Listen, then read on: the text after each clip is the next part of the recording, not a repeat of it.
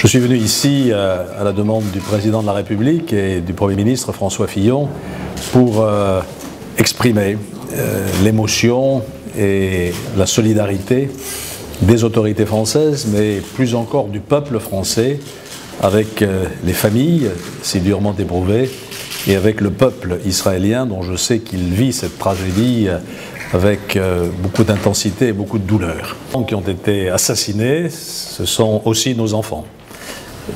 Bien sûr, nous pensons aussi à leur père, au père de deux d'entre eux. C'est donc d'abord un message d'émotion, de sympathie, de solidarité dans le malheur que je suis venu apporter.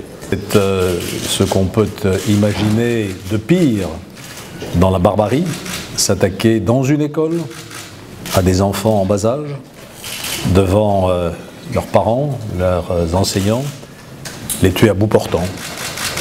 C'est un geste d'inhumanité absolue. Le gouvernement a mobilisé de très importantes forces de police sur instruction du président de la République pour que l'enquête soit menée le plus rapidement possible et que cet individu soit à la fois identifié et mis hors d'état de nuire. L'objectif a été atteint puisque, vous le savez, c'est au petit matin aujourd'hui que les forces de sécurité sont intervenues dans un quartier de Toulouse. Il semble que dans les propos qu'il a tenus à l'intention des forces de police, il ait déjà avoué son crime. Vous savez qu'il est également soupçonné d'avoir abattu il y a quelques jours 3 militaires français. C'est donc une attaque terroriste contre différentes confessions qui s'est